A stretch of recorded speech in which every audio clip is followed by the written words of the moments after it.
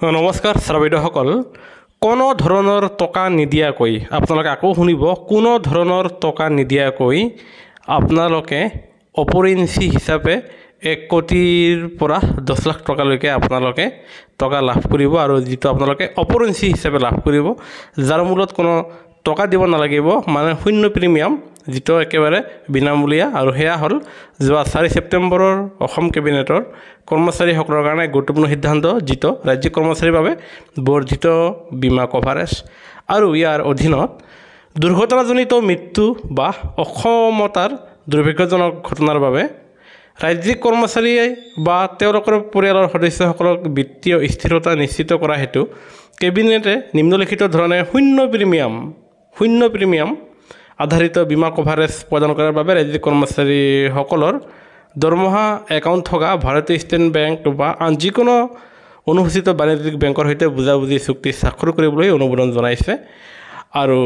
যাৰ ফলত যি শূন্য প্ৰিমিয়ামৰ অধীনত কৰ্মচাৰীৰ যদিহে দুৰ্ঘটনাজনিত মৃত্যু ঘটে তেনেস্থলত 1 কোটি টকা লাভ কৰিব আনহাতে যদিহে স্থায়ী বিকলাংগতা হয় তেনে ক্ষেত্ৰত 1 কোটি টকা লাভ কৰিব আনহাতে যদিহে আংশিক বিকলাংগতা হয় তেনে ক্ষেত্ৰত 80 লাখ টকা লাভ কৰিব আনহাতে সেৱা কালত চাকৰি থকা অৱস্থাত যদিহে কোনো বেমাৰত মৃত্যু হলে তেনে স্থলত 10 লাখ টকা লাভ কৰিব আৰু এই বীমা কভাৰেজ ৰাজ্যিক কৰ্মচাৰীসকলৰ কাৰণে বিদ্যমান আৰু যেটো নিয়মীয়া লাভালাভৰ অপৰিঞ্চি হিচাপে লাভ কৰিব